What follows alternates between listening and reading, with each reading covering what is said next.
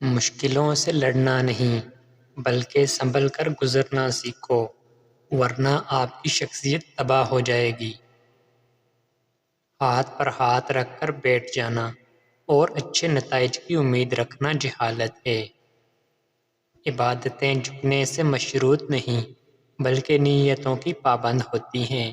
نیتوں میں کھوٹ ہو تو برسوں کی ریاضت بیکار جاتی ہے۔ دولت سے آدمی کو جو عزت ملتی ہے وہ اس کی نہیں، اس کی دولت کی عزت ہوتی ہے۔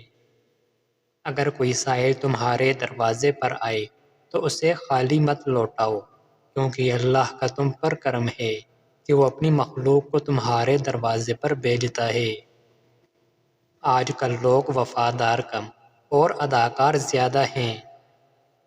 گرفت بدعملی سے زیادہ بدنیتی پر ہوتی ہے، کیونکہ بدعملی ایک لغزش ہے جبکہ بدنیتی ایک بغاوت بھی ہے۔ محبت کے پھول تقسیم کرنے والوں کے دامن کبھی بھی خوشیوں سے خالی نہیں ہوتے۔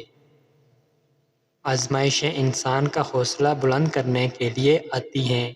صبر اور برداشت کرنے والوں کی اللہ تعالیٰ ضرور مدد کرتا ہے۔ جب غلطی ثابت ہو جاتی ہے تو عقل مند اپنے آپ کو درست کر لیتا ہے اور جاہل ضد پر اڑ جاتا ہے۔ کفن بھی کیا چیز ہے، جس نے بنایا اس نے بیچ دیا، جس نے خریدا اس نے استعمال ہی نہیں کیا اور جس نے استعمال کیا اسے معلوم ہی نہیں۔ انسان سخت مزاج تب ہوتا ہے جب بہت سارے لوگ اس کی نرمی کا غلط فائدہ اٹھا لیتے ہیں۔ اپنی زندگی میں ہر کسی کو اہمیت دو، جو اچھا ہوگا خوشی دے گا اور جو برا ہوگا وہ سبق دے گا۔ آنکھ دنیا کی ہر ایک چیز دیکھ سکتی ہے، مگر جب آنکھ کے اندر کچھ چلا جائے تو اسے نہیں دیکھ پاتی۔ بالکل اسی طرح انسان دوسروں کے عیب تو دیکھتا ہے پر اپنے عیب اسے نظر نہیں آتے۔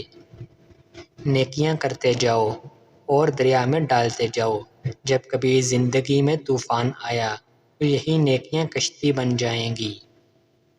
دو چہرے انسان کو کبھی نہیں بھولتے، ایک مشکل میں ساتھ دینے والا اور دوسرا مشکل میں ساتھ چھوڑنے والا۔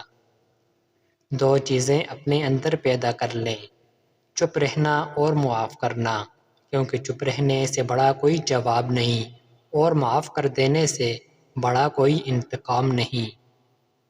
جاہل کے لیے سب سے اچھی بات اس کی خاموشی ہے،